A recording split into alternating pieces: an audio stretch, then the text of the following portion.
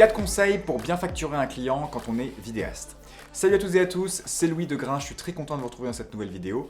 Pour rappel, notre mission chez Grain, c'est de vous aider à créer des vidéos de qualité pro, même si vous partez de zéro, et pour ceux qui le souhaitent, à faire de la vidéo leur métier. Juste avant d'aborder le sujet du jour, si vous voulez aller plus loin dans votre apprentissage de la vidéo, on a préparé une formation totalement gratuite d'1 heure dans laquelle on vous donne nos meilleurs conseils pour créer des vidéos au rendu professionnel, ainsi que les 6 étapes clés qui vous permettront de vivre de la vidéo le plus vite possible. Si ça vous intéresse, le lien est en description de la vidéo. Aujourd'hui, je vais donc vous donner quelques conseils pour bien facturer vos clients. Ça vaut évidemment pour les vidéastes, mais également pour plein d'autres freelances, que ce soit dans un milieu créatif ou non. Premier conseil, prendre un maximum d'informations sur le projet. Plus vous allez avoir d'informations sur le projet vidéo que votre client veut faire, plus vous allez pouvoir être précis et juste dans la solution que vous allez apporter. Donc première étape, ça va être de mettre votre déguisement de Sherlock Holmes et de partir à la chasse aux infos. En général, ce qui se passe, c'est que vous allez recevoir un mail pas très complet avec quelques informations sur la vidéo, un peu décousu. Vous allez ensuite répondre par mail. Il va encore répondre, puis ensuite vous allez faire un call et c'est là que vous allez poser vos questions. Moi, je ne vous conseille pas de faire ça puisque c'est pas très pro, ça vous fait perdre du temps. Ce qu'on fait chez Grain, c'est qu'on utilise un petit formulaire Google Doc. Donc quand votre potentiel client vous envoie un mail, au lieu de lui répondre par mail, vous allez envoyer un formulaire avec plusieurs questions sur la vidéo. Par exemple, quel est l'objectif de la vidéo? Combien de vidéos vous voulez? Quelles sont leurs durées? Est-ce que vous avez des références de vidéos similaires dont vous aimez bien l'esprit pour s'inspirer? Quelle est la date et le lieu du tournage? Quel est le budget aussi pour ce projet vidéo? Toutes ces questions-là vont vous permettre de gagner un temps monstre puisque vous allez envoyer ce questionnaire, il va répondre et vous n'aurez pas à poser les petites questions de façon décousue par mail. Et puis ça va aussi donner une image très pro de votre travail. Si vous voulez recopier notre template de questionnaire client dans l'école Grain, on vous le fournit avec toutes les questions. Vous avez juste à dupliquer le projet ou sinon vous pouvez aussi créer le vôtre à l'aide des éléments que je vous ai donnés juste avant. Deuxième conseil, récupérer le budget du client pour le projet vidéo. Vous avez vu, le dernier élément de la liste des éléments que je demandais au client, c'est le budget. Quelle est votre enveloppe budgétaire pour ce projet vidéo? Vous allez voir, cette question n'est pas si facile. En France, la majorité des clients ne vont pas vous répondre quand vous leur demandez votre budget. Ils vont vous dire j'ai pas de budget, faites-moi un devis en fonction de vos prix. Mais je vous invite à réitérer la question et de leur faire comprendre que c'est dans leur intérêt. Le but de demander le budget, c'est de pouvoir faire une vidéo qui va s'adapter en fonction du budget, pouvoir mettre plus d'argent si jamais il y a un budget plus important pour faire une plus belle vidéo. Et si jamais le budget est plus bas, trouver une solution pour faire une vidéo qui demande moins de ressources. Si vos potentiels clients ne veulent pas vous donner leur budget, c'est votre rôle de les éduquer et de leur dire que c'est pour la bonne cause. Et puis pour vous, ça vous évitera de surévaluer un projet dans lequel il n'y a pas beaucoup d'argent et perdre par exemple le job ou perdre votre temps puisque vous avez des prix qui sont trop hauts pour ce projet, ou au contraire de sous-évaluer un projet dans lequel il y avait un potentiel de dingue pour faire une magnifique vidéo avec un budget plus haut. Donc si votre client ne répond pas à la question budget dans le questionnaire, ce qui est arrivé plein de fois, je vous invite à lui redemander lors du call en lui disant bien que c'est pour faire la meilleure vidéo possible.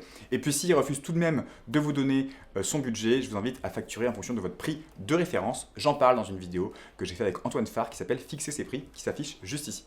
Troisième conseil, facturez tout le temps que vous allez passer sur la vidéo.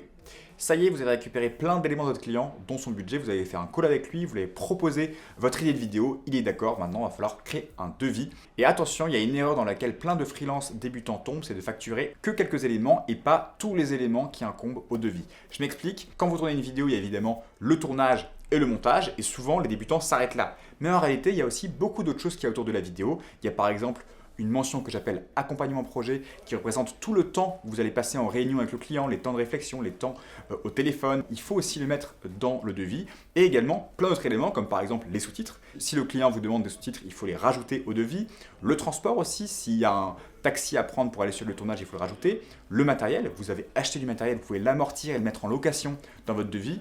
Des éléments de décoration aussi, des frais de vie ou encore des frais d'hôtel, bref. Mettez bien tous les éléments qui incombent au projet vidéo et pas uniquement quelques éléments comme le tournage et le montage.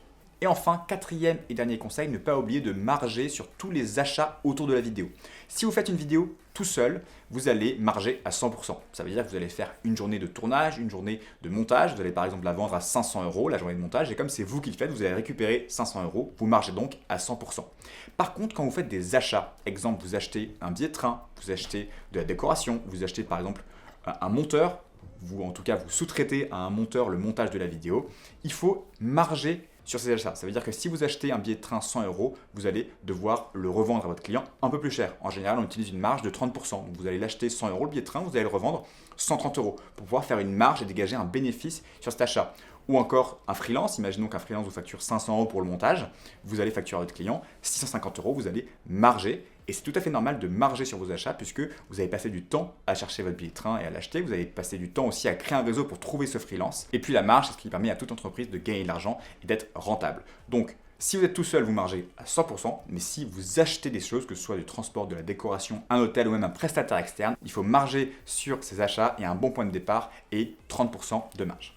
Voilà pour cette vidéo, c'était 4 conseils pour bien facturer vos clients. Je répète, récupérer un maximum d'informations sur le projet vidéo, récupérer aussi l'enveloppe budgétaire du client, facturer tout le temps passé et enfin, n'oubliez pas de marger sur vos achats.